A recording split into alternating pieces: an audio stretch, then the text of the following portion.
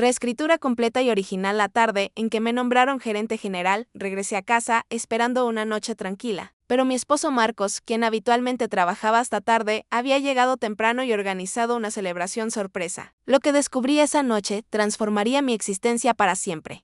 Soy Victoria, la única descendiente del fundador de Constructora Mendoza, una empresa líder en el sector. Crecí en un ambiente privilegiado, sin carencias materiales. La gente solía comentar sobre mi fortuna, pero yo siempre consideré que mi verdadera bendición fue encontrar a Marcos. Él provenía de una familia modesta, pero poseía una determinación inquebrantable y un carisma especial. Lo más valioso era que, según creía, me amaba genuinamente. La compañía que dirigía, Grupo Victoria, aunque llevaba mi nombre, fue en realidad un obsequio matrimonial de mis progenitores. El patrimonio que mi padre deseaba confiar a su estimado yerno. Yo dedicaba mi tiempo a construir nuestro hogar, sin involucrarme en los asuntos corporativos. Mi vida transcurría plácidamente hasta aquel martes fatídico. Esa mañana, Marcos anunció un viaje empresarial urgente a Barcelona, una ciudad costera a 3 horas de distancia de nuestra residencia en la capital. Mencionó que un asociado lo requería inmediatamente y que probablemente no retornaría hasta el fin de semana. Aunque me decepcionó cancelar nuestros planes para esa noche, le preparé su equipaje con dedicación, recordándole que manejara prudentemente.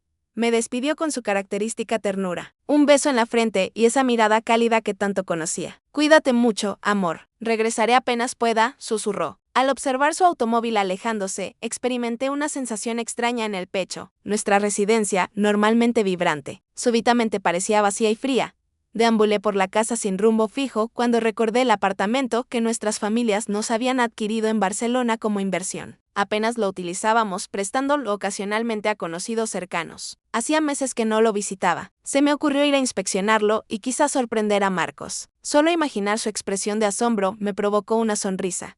Sin meditarlo más, tomé las llaves y conduje hacia Barcelona. 3 horas después, me encontraba frente a la puerta del lujoso departamento, en el piso 23, con vistas panorámicas al océano. Todo parecía tranquilo y elegante. Introduje la llave con una mezcla de emoción y anticipación. Al entreabrir la puerta, me paralité. El interior no estaba deshabitado como esperaba. Se escuchaba una melodía infantil suave y unas pantuflas rosadas de mujer descansaban ordenadamente en el recibidor. Mi pulso se aceleró. Quizás Marcos lo había prestado y olvidó mencionarlo. Intenté calmarme con ese pensamiento mientras empujaba la puerta suavemente. En ese preciso instante, una mujer joven emergió del dormitorio. Vestía ropa cómoda para estar en casa, el cabello recogido en un moño alto, y su rostro, aunque atractivo, mostraba señales de cansancio. Pero lo que realmente me dejó sin aliento fue que, en sus brazos, sostenía un bebé de aproximadamente 1 año. Al percibirme, se sobresaltó. Su mirada reflejaba sorpresa y cierta cautela. «Disculpe, ¿a quién busca?». Su voz era clara pero desconocida para mí. Permanecí inmóvil, con la mente completamente en blanco. Miles de interrogantes giraban en mi cabeza, pero la razón me dictaba mantener la compostura. Respiré profundamente, intentando sonreír naturalmente. «Ah, hola. Disculpe, ¿este es el apartamento 2301? Creo que me equivoqué de piso». La joven me observó de arriba abajo, pero su expresión inquisitiva pareció suavizarse al notar mi actitud educada y confundida. Asintió. «Sí. Este es el 2301. ¿Qué apartamento necesita?» «No, no es necesario. Debo haberme despistado». «Disculpe la molestia», respondí apresuradamente y me giré para marcharme. Necesitaba un espacio tranquilo para procesar el caos mental que experimentaba. Pero justo cuando le daba la espalda, el bebé comenzó a llorar. Ella se apresuró a consolarlo. Ya, mi pequeño Mateo. Tranquilo, papá Marcos pronto llegará y traerá muchos regalos para ti.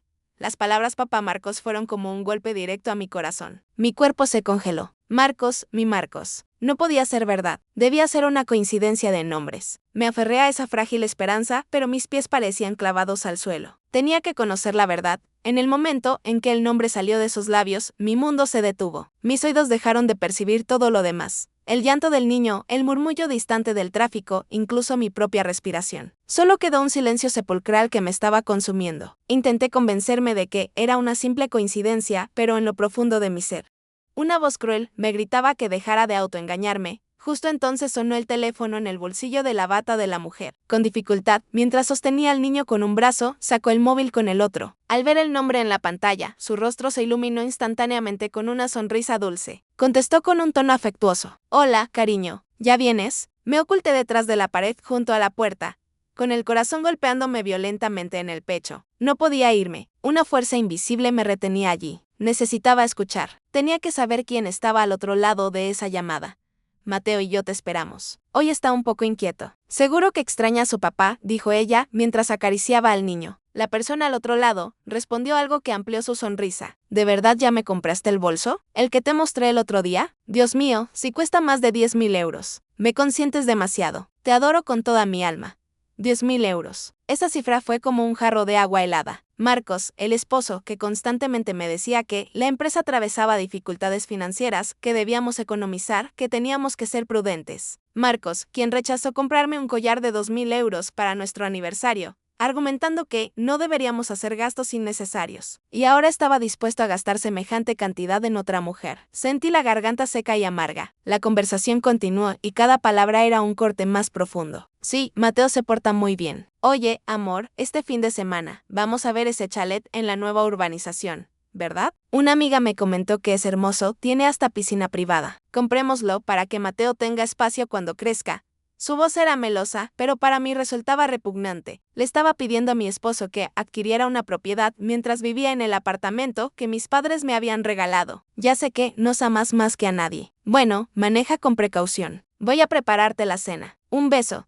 La llamada terminó. La mujer regresó al interior con el rostro iluminado por la felicidad. La puerta se cerró, devolviendo el silencio al pasillo, pero desatando una tormenta terrible en mi interior. Era cierto, no había duda. Mi esposo me había traicionado. No solo tenía una amante, sino también un hijo de 1 año. Eso significaba que me había estado engañando desde nuestra boda, quizás incluso antes todas las palabras de amor, los gestos de cariño, las promesas de felicidad. Todo había sido una farsa perfecta. Una oleada de náuseas surgió desde mi estómago. Me apoyé en la pared para no desplomarme. Las lágrimas comenzaron a fluir, calientes y amargas. ¿Qué había hecho mal?, me preguntaba. No era suficientemente buena, suficientemente atractiva, o no lo amaba lo suficiente. Le había entregado todo, una carrera profesional, recursos económicos, estatus social y un amor sin condiciones. Y esto era lo que recibía a cambio. El dolor dio paso rápidamente a otra sensación, una frialdad aterradora. No grité ni rompí nada. Simplemente permanecí allí, permitiendo que la verdad cruel devorara mi alma. Por un instante quise irrumpir y confrontarlos. Quise gritarle a Marcos, abofetear a esa mujer por destruir mi matrimonio. Pero entonces otra imagen surgió en mi mente, mis padres. Mi padre, quien había depositado toda su confianza en Marcos, entregándole la empresa que construyó durante toda su vida. Mi madre, quien siempre lo trató como a un hijo. Si yo armaba un escándalo, ¿cuántos sufrirían? Esto se convertiría en el hazmerreír de todos y la constructora Mendoza también se vería afectada. Y luego estaba Marcos. Había planeado todo meticulosamente, ocultándomelo durante tanto tiempo. Una persona se admitiría fácilmente su error o lo negaría todo e incluso me culparía. Enfrentarlo ahora era la peor estrategia. Me daría satisfacción momentánea, pero las consecuencias serían impredecibles. Perdería todo, mientras él y su amante podrían escapar con los activos que probablemente había estado desviando.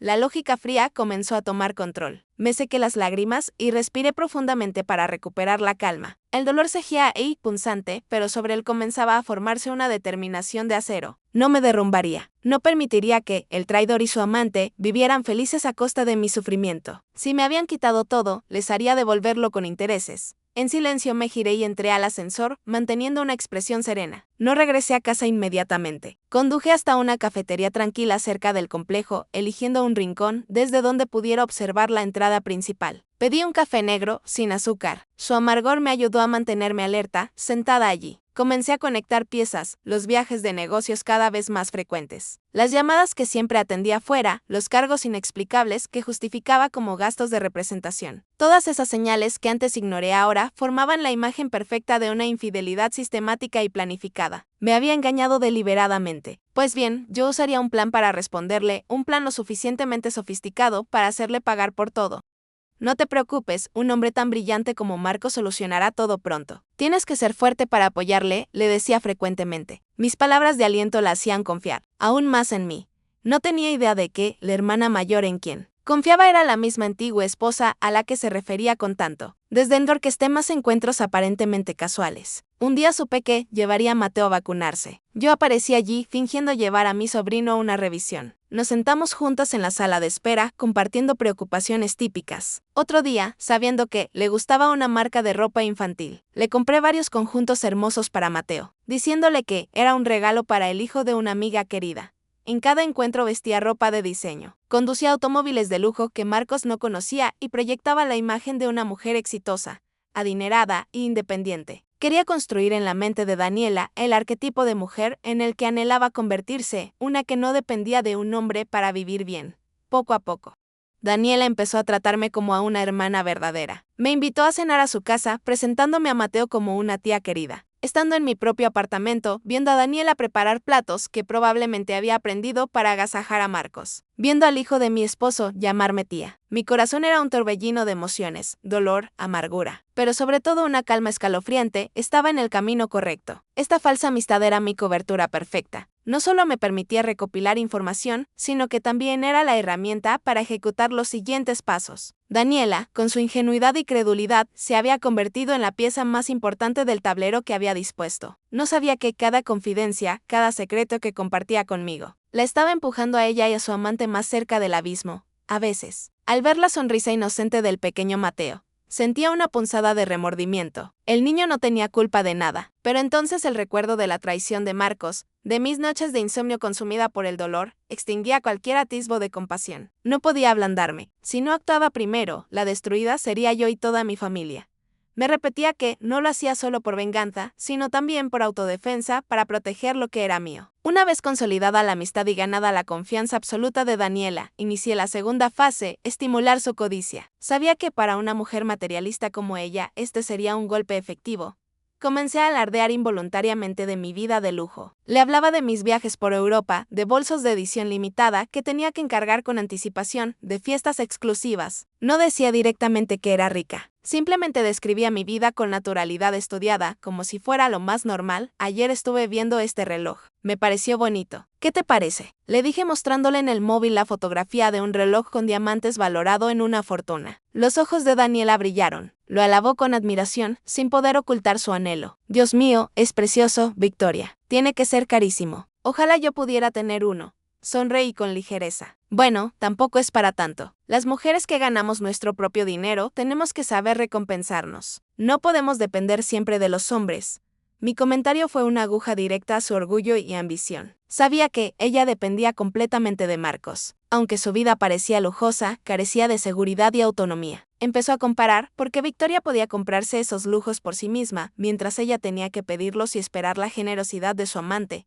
Seguí echando leña al fuego. La invité de compras, llevándola a las boutiques más exclusivas. Me probé vestidos de miles de euros y zapatos carísimos con total naturalidad, mientras los dependientes me rodeaban con trato exquisito. Veía a Daniela con una mezcla de admiración y envidia en su mirada. Pruébate este bolso. Te quedaría genial, le dije señalando un bolso de piel de la nueva colección. Su precio rondaba los 3.000 euros. Daniela dudó. No, Victoria, es demasiado caro. No me atrevo. ¿Por qué no? Si te gusta, pruébatelo. A los hombres les encantan las mujeres que saben cuidarse. Quién sabe, a lo mejor Marcos te ve con él y te lo regala. Mis palabras dieron en el blanco. Se colgó el bolso, se miró en el espejo con una expresión soñadora y, tal como esperaba, esa misma noche le envió la fotografía a Marcos y empezó a exigírselo. A partir de ahí, la codicia de Daniela se convirtió en un pozo sin fondo. Ya no se conformaba con regalos de unos pocos miles de euros. Empezó a exigirle cosas mucho más caras, el reloj de lujo, viajes al extranjero y el culmen, el chalet de cientos de miles de euros. Daniela se quejaba frecuentemente conmigo. Marcos está muy raro últimamente, Victoria. Le pido cualquier cosa y siempre dice que espere, que la empresa va mal. No como tú, que tienes todo lo que quieres. Yo solo sonreía y la consolaba. Seguro que tiene sus razones, pero tienes que pensar en ti y en Mateo. El futuro nunca se sabe. Mis palabras, llenas de doble sentido, la angustiaban y la impacientaban más. Presionaba a Marcos sin cesar, sometiéndole a una enorme tensión financiera. Él empezó a desviar grandes cantidades de dinero de la empresa para complacer a su amante y, por supuesto, ninguna de esas transacciones escapó a mi control. Hacía tiempo que había infiltrado a una contable de mi total confianza en la empresa. Cada factura, cada recibo de los gastos de Marcos para Daniela era copiado secretamente y enviado a mi correo. Las pruebas se acumulaban y la red que había tejido se cerraba cada vez más. La relación de Marcos y Daniela, construida sobre el dinero, ahora se resquebrajaba precisamente por él, mientras el conflicto entre Marcos y Daniela se intensificaba por la presión económica. Ejecuté el siguiente paso, anular completamente el poder de Marcos en Grupo Victoria. Necesitaba convertirlo de un director ejecutivo brillante en alguien completamente inútil. Una mañana aparecí en la oficina para sorpresa de muchos empleados. Antes rara vez me veían por allí. Solo me conocían como la esposa del director, una dama rica que vivía de las rentas. Marcos se sorprendió igualmente al verme en su despacho. Cariño, ¿qué haces aquí? Hay mucho trabajo. Deberías estar en casa descansando. Le sonreí dulcemente. Me aburro en casa. Ya que la empresa lleva mi nombre, he pensado venir a ver cómo trabaja la gente y aprender un poco de ti. Marcos no encontró una excusa para negarse y aceptó a regañadientes. Desde ese día fui a la oficina diariamente. Al principio me limitaba a sentarme en su despacho, leer documentos, revisar informes sin intervenir en nada. Quería que pensara que solo estaba allí por pasar el rato. Después de aproximadamente una hora después, vi a lo lejos el automóvil familiar entrando al estacionamiento. Mi corazón volvió a doler. Se bajó con un enorme ramo de rosas y varias bolsas de marcas exclusivas. Su rostro estaba radiante, lleno de expectación. Una expresión que hacía mucho no veía dirigida hacia mí. No tenía idea de que, en un rincón cercano, la esposa a quien engañaba lo observaba todo en silencio. Levanté mi teléfono, hice zoom al máximo y capturé ese momento. La fotografía no era perfectamente nítida, pero se reconocía claramente su figura y los obsequios que llevaba. Esta sería mi primera evidencia. Al verlo entrar felizmente al edificio, ya no sentí dolor, sino una indignación fría. El plan había comenzado. A partir de este momento, ya no era Victoria, la esposa ingenua y devota. Me convertiría en alguien calculadora, paciente y que sabe cómo reclamar lo que le pertenece.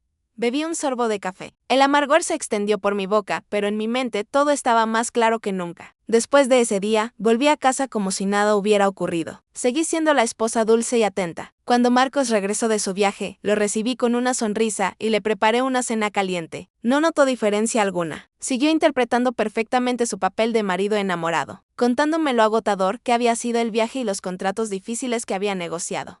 Escuché en silencio cada una de sus mentiras con un desprecio creciente en mi interior. Cuanto más perfecta era su actuación, más fuerte se hacía mi determinación. El primer paso era acercarme a esa mujer. Necesitaba saberlo todo sobre ella, sobre su relación con Marcos y, lo más importante, reunir más pruebas. Pero no podía presentarme como la esposa. Necesitaba otra identidad, una cobertura perfecta. Me tomé casi una semana investigar a Daniela. No fue difícil. A través de un contacto que trabajaba en telecomunicaciones, conseguí su número, basándome en las llamadas frecuentes al móvil de Marcos. Encontré sus perfiles en redes sociales. Daniela no era discreta. Publicaba constantemente fotografías de su hijo, de regalos costosos, cenas en restaurantes exclusivos, pero siempre ocultando el rostro del hombre que la acompañaba. Al revisar su perfil, vi una vida de opulencia totalmente financiada, pero también una soledad palpable y un deseo de reconocimiento. Descubrí su rutina diaria. Por la mañana paseaba con el niño por el parque cercano. Por la tarde iba de compras. Parecía no tener amigos cercanos en Barcelona. Siempre estaban solos ella y el niño. Este era el punto vulnerable que podía explotar. Decidí orquestar un encuentro aparentemente casual. Lo preparé meticulosamente. Elegí un atuendo elegante pero no ostentoso. Me maquillé discretamente y conduje un automóvil diferente al habitual. Quería proyectar la imagen de una mujer exitosa, amable y accesible. Una tarde en que se anunciaba lluvia, supe que Daniela iría al supermercado porque había publicado en redes que necesitaba hacer compras. Llegué antes. Estacioné y me senté en una cafetería enfrente, esperando pacientemente. Efectivamente, poco después apareció Daniela empujando el carrito de su hijo. Esperé a que estuviera dentro aproximadamente media hora antes de actuar. Fui a mi automóvil, lo posicioné cerca de la salida y esperé. La lluvia comenzó a arreciar como había previsto. Cuando Daniela salió, cargada con varias bolsas y luchando por empujar el carrito, el cielo se abrió y comenzó a diluviar. Parecía bastante apurada, mientras el niño empezaba a llorar por el ruido de los truenos. Era mi oportunidad. Conduje lentamente hacia ella, bajé la ventanilla y la llamé. Hola, ¿qué aguacero? ¿Necesitas que te lleve? Puedo acercarte, si me queda de camino. Daniela levantó la vista con sorpresa y recelo. Le sonreí de la forma más amable posible. No te preocupes, pobre bebé, se va a resfriar aquí afuera. Sube. No soy ninguna amenaza. Quizás porque vio que era una mujer, por mi tono suave o simplemente por la situación incómoda, Daniela asintió. Me bajé rápidamente, abrí el maletero y la ayudé a guardar las compras y a colocar al bebé en la silla infantil que había preparado previamente. Todos mis movimientos fueron naturales y eficientes. Muchísimas gracias. Qué suerte haberte encontrado, dijo Daniela una vez dentro, suspirando aliviada. No es nada. Ayudar a los demás también me alegra. Por cierto, me llamo Victoria. ¿Y tú? Yo soy Daniela y este es Mateo, mi hijo. ¡Qué suerte! Mateo es un niño precioso, dije mirando al bebé por el retrovisor mientras sentía una punzada de dolor. Ese niño se parecía mucho a Marcos, pero reprimí rápidamente mis emociones y mantuve la sonrisa. El encuentro casual había salido perfectamente. Daniela, sin saberlo, acababa de caer en mi primera trampa. El automóvil se deslizaba suavemente bajo la lluvia intensa. Afuera las calles estaban borrosas por el agua, pero dentro el ambiente era cálido. Puse música instrumental suave, tratando de crear un espacio lo más cómodo posible para que Daniela se abriera. Durante el trayecto saqué conversación con habilidad. Empecé quejándome de lo difícil que es cuidar niños. Aunque en realidad no tengo hijos, inventé una historia sobre un sobrino al que adoro. Hablé de lo agotador que es cuidar de un bebé sola. Tú sola con el pequeño Mateo debes acabar exhausta, ¿verdad? Yo solo cuido de mi sobrino una tarde y ya siento que no puedo más. Mi comentario pareció tocar una fibra sensible en Daniela. Suspiró con la mirada perdida en la lluvia con un aire melancólico. Bueno, sí es cansado, pero pensar en mi hijo me da fuerzas. Además, por suerte, mi esposo nos quiere muchísimo. Trabaja muy duro para que no nos falte nada. Eso es maravilloso. Encontrar un buen esposo que adore a su familia es lo mejor. Tu esposo debe ser un hombre increíble, continué llevando la conversación exactamente a donde deseaba. Al escuchar mis elogios, el rostro de Daniela se iluminó, incapaz de ocultar su orgullo. Sí que lo es. Se ha hecho a sí mismo desde cero. La empresa Grupo Victoria es ahora muy conocida en el sector y todo gracias a él. Me dijo que el nombre se lo puso una vieja amiga muy importante para él. Apreté el volante con fuerza. Grupo Victoria, el nombre que mi padre había elegido con todo el amor por su única hija, se había convertido en la historia de una vieja amiga importante. Marcos no solo me engañaba sentimentalmente, sino que negaba por completo el esfuerzo de mi familia. Se había construido una imagen de hombre hecho a sí mismo para impresionar a su amante ingenua. Tragué mi ira y continué con mi papel de oyente admirada. Vaya, entonces es un genio, guapo, talentoso y además mima a su familia. ¡Qué afortunada eres! Mis palabras hicieron que Daniela se sintiera aún más satisfecha. Empezó a contarme cómo la consentía Marcos, los artículos de lujo que le compraba y cómo le había prometido que pronto les daría un estatus oficial. Me ha dicho que solo tengo que esperar un poco más, que en cuanto resuelva unos asuntos, nos vendrá a buscar. Dice que Mateo y yo somos su verdadera familia.